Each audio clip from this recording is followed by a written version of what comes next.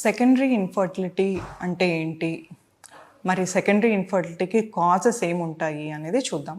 So secondary infertility అంటే first time pregnancy వచ్చాక మరి సెకండ్ టైం ప్రెగ్నెన్సీ రావడంలో ఇబ్బంది ఉన్నప్పుడు దాన్ని సెకండరీ ఇన్ఫర్టిలిటీ అంటారనమాట.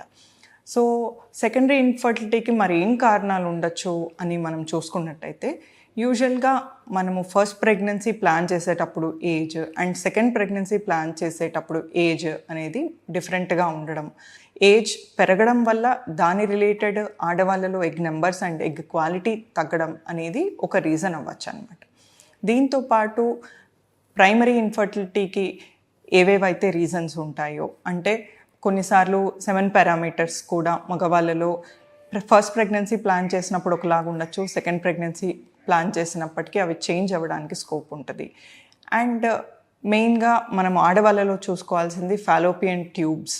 సో ట్యూబ్స్ రిలేటెడ్ ఏమైనా ఇష్యూ ఉందా అనేది కూడా చెక్ చేసుకోవడం ఇంపార్టెంట్ అనమాట.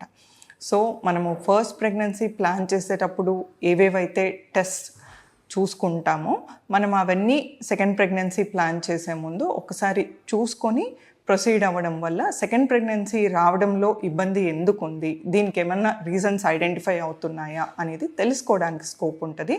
అండ్ రీజన్స్ ఐడెంటిఫై అయినప్పుడు వాటిని కరెక్ట్ చేసుకొని తగిన ట్రీట్మెంట్ తీసుకోవడం వల్ల ప్రెగ్నెన్సీ రేట్ బెటర్గా ఉండడానికి ఛాన్సెస్ ఉంటాయి. Thank you.